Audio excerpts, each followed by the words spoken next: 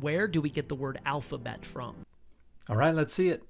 It's easy, right? The Greek alphabet. Alphabet, alpha, beta. But where did the Greeks get their alphabet from? Hebrew. Yeah, the language of the God of the Bible. In Hebrew, the first two letters are aleph, bet, which is where the Greeks got alpha, beta from. This is flatly false. The Greek alphabet derives from the Phoenician alphabet because the Phoenicians were the ones who were engaged in international trade with Greece. Hebrew didn't even exist as an independent language when the Greeks adopted the Phoenician alphabet in the late 2nd millennium BCE. And the Hebrew language is so cool. It's potentially 3,500 years old. No, it is between around 3,000 and 3,100 years old. It's such a brilliant use of language. From people that long ago, in English, everything is phonetic, right? Cat, k-at. That's it. No other meanings. But Hebrew works in at least 3 dimensions, maybe 4, maybe even more. Watch this. The first dimension. It is phonetic, just like English. But in Hebrew, the letters are also pictures. They're pictographic. Hebrew is absolutely not pictographic. It is acrophonic. What that means is that each character represents a sound. Now, before this script became acrophonic, it developed out of a pictographic script, where each character represented a thing and the word associated with that thing. And what happened when it moved into acrophonic use is that the character went from representing the thing to just representing the sound that started off the name of the thing. So the Hebrew letter bet is the second letter of the alphabet, and it represents the sound b, or sometimes v. Now, when that was a pictographic character, it represented the word bite, which means house, and that starts with the b sound. When it became acrophonic, it just represented the b sound. Now, there was a period of overlap where there were both pictographic and acrophonic uses of these characters, and that period was in the 2nd millennium BCE, the beginning and the middle of that period. By the time Hebrew becomes an independent language, that overlap had ceased. Hebrew was acrophonic from its very origins. If you'd like more information on the development of the Hebrew alphabet, there are a number of wonderful books you can look at. The rhetoric that is being shared by this creator comes primarily from websites where Christians are trying to teach you Hebrew so that you can learn all these mystical things that were developed well after the Bible was written.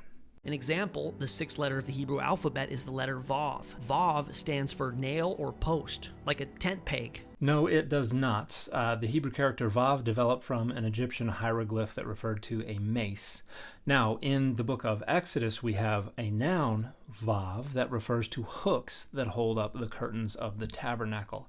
And after the book of Exodus, people looked back at the use of that noun Vav and said, that must be associated with the origins of this character. And so it came to refer to hooks that hold up curtains. It was never used to refer specifically to nails or tent pegs.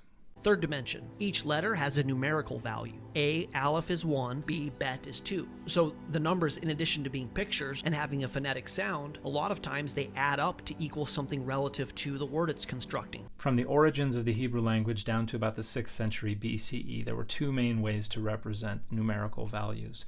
They either borrowed hieratic numerals from the Egyptian language, or they just spelled out the numbers, which is what we find throughout the Hebrew Bible. That was the main convention after the 6th century BCE, and our first evidence of using individual Hebrew characters to represent numerical values comes around 80 BCE, and this is an adaptation of the Greek convention that was borrowed probably between around 200 BCE and 80 BCE.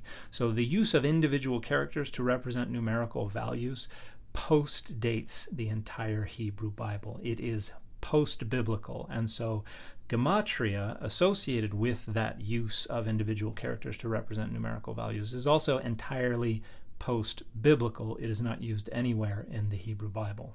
This is so cool. It's so cool. Okay. Emet is the word for truth, and it is 3 letters. Aleph, Mem, Tav.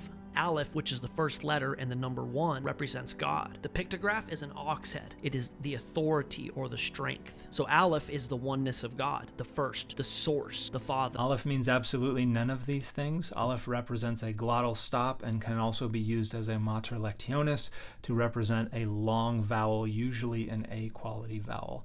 These ideas are all made up by Christians who are elaborating and innovating on earlier Jewish gematria, which again is entirely post-biblical. From the beginning to the end of the Hebrew Bible, the Aleph just represents the glottal stop or a mater lectionis. Now the character develops from an earlier pictographic representation of an ox head, and previous generations used to think that the Hebrew words El and Elohim developed from an etymological root that had to do with a word for strong and powerful.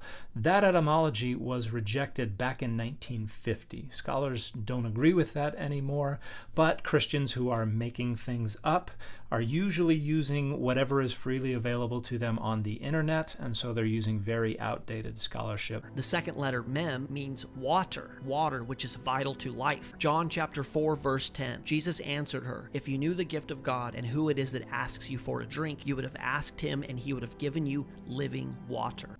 Mem does not mean water, it just indexes the sound Now the character derives from an earlier pictographic representation of flowing water based on an Egyptian hieroglyph, and in Proto-Semitic, maim was the word for water, but by the time of the development of the Hebrew language, there was just the acrophonic use of this character to represent the sound The third letter of Emet is Tav. Tav is the final letter of the Hebrew alphabet. So in English we have Z. In Hebrew they have Tav. It is the final letter. It is the completion. It also means a mark, a sign, an omen, or seal. It is the symbol of truth, perfection, and completion. It represents the restoration of all of existence. So as with all the other acrophonic characters of the Hebrew alphabet, Tav just represents the sound T. Now, it derives from an earlier pictographic character that probably comes from an Egyptian hieroglyph that was either a tally mark or crossed planks,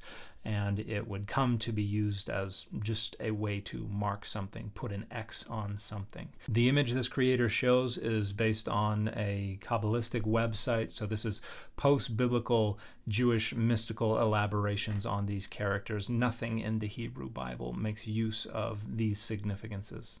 Jesus is the Tav. He is the final letter, which represents a covenant, a seal, a mark, and completion, perfection, restoration. And the pictograph for the letter Tav is a door. No, it's not. The Tav has always and only descended from the pictograph representing the tally mark or the crossed planks. The Hebrew character Dalet is the one that descends from an earlier pictograph that represents a door. I am the door. I am the Tav. By me, if any man enter in, he shall be saved. And it gets better. In Proto-Hebrew, ancient Hebrew, the letter Tav was an X, a mark, an X, or a cross. And then the cross changed to a door. This is all entirely made up. The mark that was originally represented by the ancestor of the letter Tav never represented a crucifix. It always just represented a mark, even in the Aramaic square script that was adopted by the Judahites following the Babylonian exile. It was the idea of salvation, that Jesus would give us salvation on the cross, and by doing so, he became the door to eternal life. That's a very powerful message, but that message is a post-biblical invention based on post-biblical conventions. It has absolutely nothing to do with anything anyone who wrote the Hebrew Bible was trying to communicate.